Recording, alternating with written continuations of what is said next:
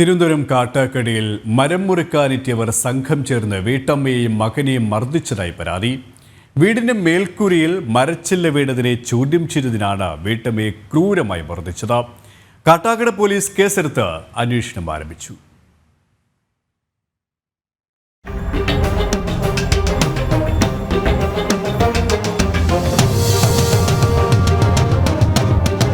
സമീപത്തെ പറമ്പിലെ മരച്ചില്ല വീടിന് മുകളിലേക്ക് ചാഞ്ഞു നിന്നത് മുറിക്കാനെത്തിയ സംഘമാണ് വീട്ടുകാരെ മർദ്ദിച്ചത്.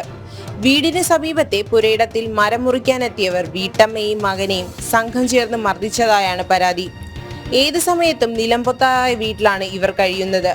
ഈ വീടിന്റെ മുകളിലൂടെയാണ് മരച്ചില്ല വെട്ടിയിട്ടത്. ചൊവ്വാഴ്ച വൈകുന്നേരം 4 മണിയോടെയായിരുന്നു സംഭവം. കാട്ടാക്കട മൈലോട്ടുകുഴി കുന്നംപുറത്ത് പുത്തൻ വീട്ടിൽ പ്രസന്നകുമാരിയെയും മകൻ മണികണ്ഠനെയുമാണ് മർദ്ദിച്ചതായി പരാതി. അപ്പൊ അടുക്കളയിൽ കറി വയ്ക്കാൻ കയറിയപ്പോഴത്തേക്ക് ഒരു ചെറിയ കൊമ്പ് വന്നു വീണു. ഞാൻ ഇറങ്ങി ചെന്ന് ഉറച്ച് ചണ്ടയും പിടിച്ച് 2 പള്ളം വിളിച്ചപ്പോഴത്തേക്ക് അവന്മാര് ചാടി കുതിച്ചിറങ്ങി വന്നു.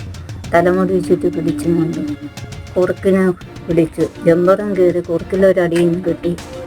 അതിൽ വേറെ ഒരുത്തൻ വന്നു വയറ്റിൽ ചവിട്ടി. ആ ചവിട്ടോടും കൂടി വീണു. ചവിട്ടിലൊരടിയും കിട്ടി. ചൊവ്വാഴ്ച വൈകുന്നേരം 4 മണിയോടെയായിരുന്നു സംഭവം. കൂലിപ്പണി കഴിഞ്ഞ് വീട്ടിലെത്തിയ പ്രസന്നകുമാരി അടുക്കളയിൽ പാചകം ചെയ്തു നിൽക്കുമ്പോഴായിരുന്നു മരത്തിന്റെ ചില്ല വീടിന് മുകളിലേക്ക് വീഴുന്നത്. ഇത് ചോദ്യം ചെയ്യാനെത്തിയ വീട്ടമ്മയെ മരം മുറിക്കാനെത്തിയവർ ക്രൂരമായി മർദ്ദിച്ചു എന്നാണ് പോലീസിൽ പരാതി നൽകിയിരിക്കുന്നത്. ഈ സമയത്ത് മകൻ ക്ഷേത്രത്തിൽ പോയി തിരികെ എത്തുകയും മരം മുറിക്കാനെത്തിയവർ മണികണ്ഠനെ വെട്ടുകത്തി കാണിച്ച് ഭീഷണിപ്പെടുത്തുകയും ആക്രമിക്കുകയുമായിരുന്നു. തുടർന്ന് നാട്ടുകാരാണ് ഇവരെ ആശുപത്രിയിൽ എത്തിച്ചത്. പോലീസ് കേസെടുത്ത് അന്വേഷണം ആരംഭിച്ചിട്ടുണ്ട്. ജനം, തിരുവനന്തപുരം.